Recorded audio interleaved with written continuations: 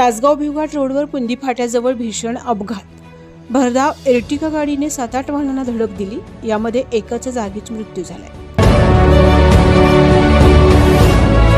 तासगाव तालुक्यातील पुंदी फाट्याजवळ आज सायंकाळी भीषण अपघात घडला। बलगवडे येथून तासगावकडे भरधाव वेगाने येणाऱ्या एर्टिगा MH3 BS 7467 या कारने नियंत्रण सुटल्याने रस्त्याच्या कडेला उभ्या असलेल्या सुमारे 7 ते 8 वाहनांना जोरदार धडक दिली।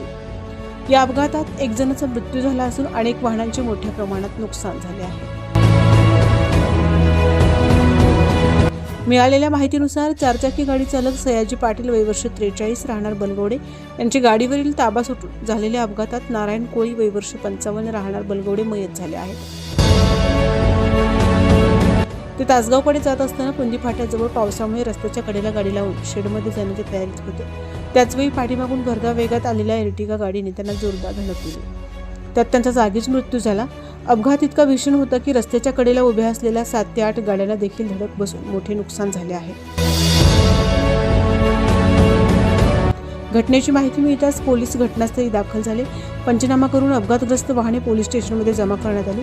मृतदेह ॲम्ब्युलन्सद्वारे तासगाव येथील शासकीय रुग्णालयात शवविच्छेदनासाठी पाठवण्यात आले आहेत। पुढील तपास तासगाव पोलीस करीत आहेत। तासगाव प्रतिनिधी अनिल साळुंखे, प्रतीक करमळकर।